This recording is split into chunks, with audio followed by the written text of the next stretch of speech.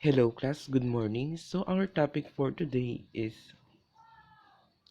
solving problems involving ratio and proportion.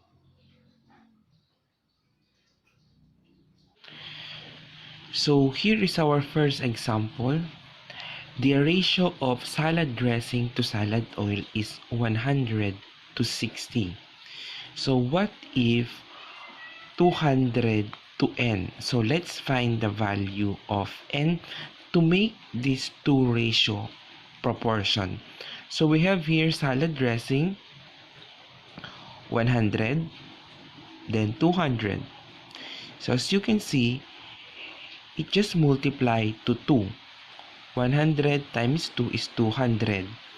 So next is salad oil, 60. Then n, or the question mark. So since in the salad dressing, you just multiply it to 2, the same with in salad oil, or the same in salad oil, 60 times 2, the answer is 120. It means that 100 to 60 or is equal to 200 to 120. So it will gonna tell you that these two proportion or these two ratios are proportion. So another way of solving for n is 160 times 200 over n. So cross multiply 60 times 200 is 12,000. Then 100 times n is 100 n.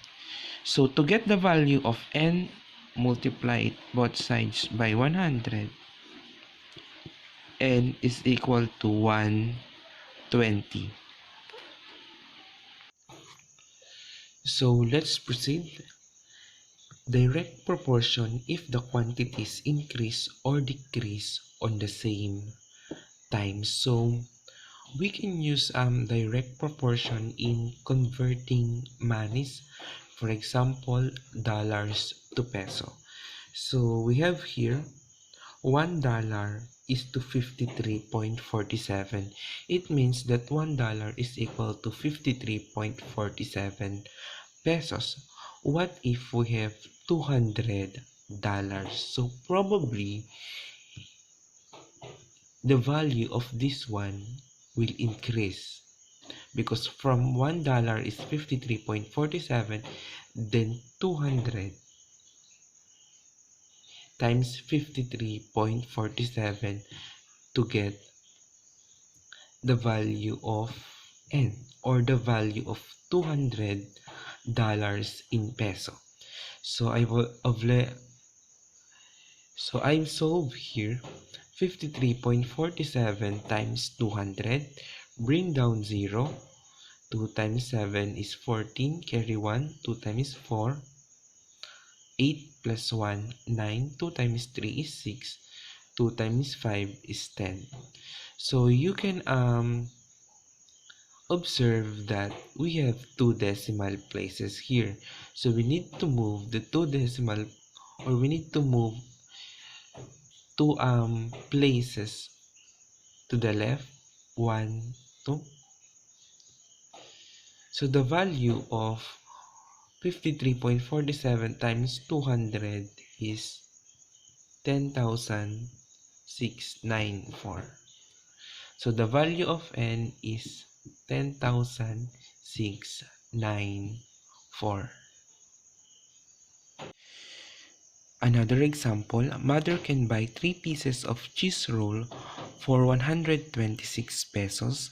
How many pieces of cheese roll can she buy for 294 pesos? So we can solve this problem using proportion. So we can write it as 3 pieces to 126 equals blank, or n to 294. So for us to solve this one, we can also write it as 3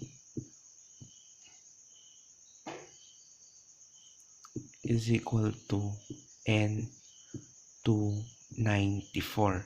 So we need to get the value of n for us to know how many pieces of cheese roll can she buy for 294. So just do the cross multiplication.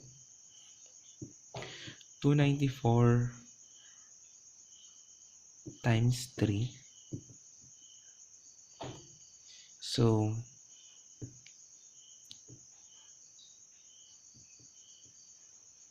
12 carry 1. 3 times 9, 27 plus 1, 28. 3 times 2 is 6 plus 2 is 8. So we got 882. So 882 is equal to 126 times n is 126n. Then to get the value of n, we need to divide both sides by 126. So 126, 126.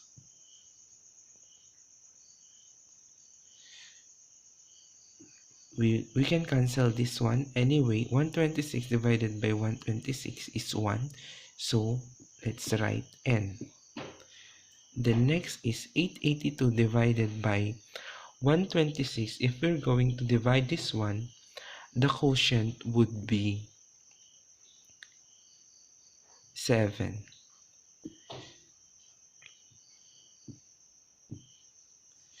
So it means that the mother can buy 7 pieces of cheese roll for 294 pesos.